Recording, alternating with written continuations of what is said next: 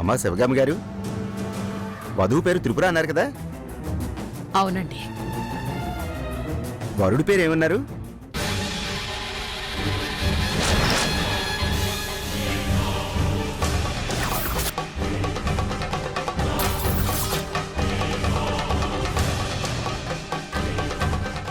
భరణి.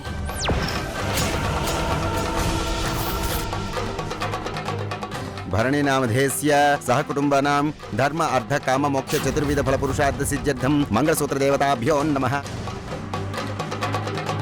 నానమ్మ,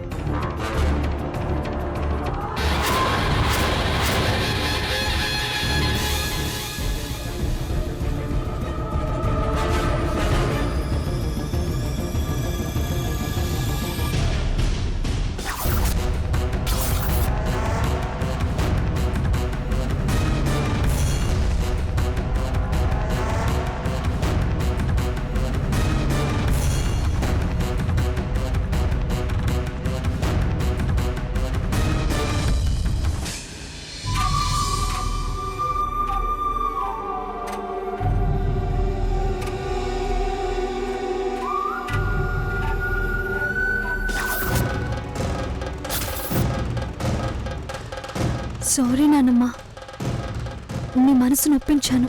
త్రిపుర, నీ ఇష్టానికి వ్యతిరేకంగా నేనే పని చెయ్యనని నీకు తెలుసు కదమ్మా. నీ భవిష్యత్తు బావుండాలనేగా ఎన్ని ఒడిదుడుకులొచ్చినా భరిస్తూ ముందుకు వెళుతోంది. నీ మనసులో ఉన్నది నాకు ధైర్యంగా చెప్పుంటే పరిస్థితి ఇంతవరకు వచ్చేదా చెప్పు? సారీ నానమ్మ, నువ్వు ఒప్పుకోవేమోనని చెప్పడానికి భయపడ్డాను. సరేలే, అయిందేదో అయిపోయింది. ఇప్పటికైనా ఈ నాన్నమ్మని నమ్మావు, నాకదే చాలు. ఇక నీ గురించి నాకు తెలిసిపోయింది కాబట్టి నీకేది మంచిదో అదే చేస్తాను. కృష్ణవేణి, అమ్మాయిని తీసుకెళ్లి రెడీ చేయండి. సరే అత్తయ్య. రాత్రిపురం. నువ్వు ఇంకేమన్నా చెప్పాలా? ఇంకేమన్నా అబద్ధం చెప్పాలనుకుంటే చెప్పేయి. నేను చూడాలనుకుంటున్నాను నన్ను మోసం చేయడానికి నువ్వు ఎంత నీచానికి దిగజారగలవు అని. ఎందుకు ఆలియా, ఎందుకు నువ్వు ఇలా చేసావు? నీకు తెలుసు కదా నానమ్మ తర్వాత నీ ఒక్కదానిని కదా నేను పూర్తిగా నమ్మేది. ఏమన్నావు నువ్వు? ఈ మధ్య అన్నిటినీ మర్చిపోతున్నావా? అది చాలు.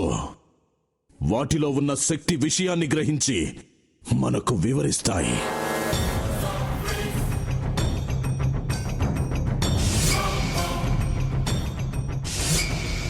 ఎవరు ఆ దండ విప్పొద్దు, గది తలుపులు తెరవద్దు.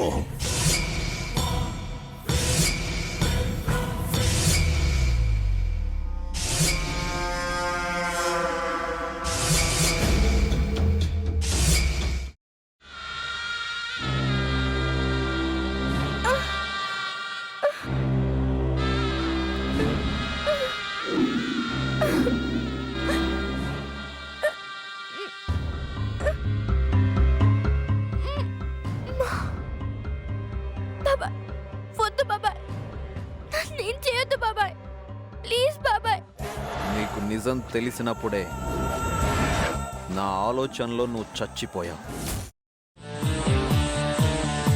అబ్బా ప్లీజ్ కొంచెం తినండి ప్లీజ్. భీమారావు గారు మీరా?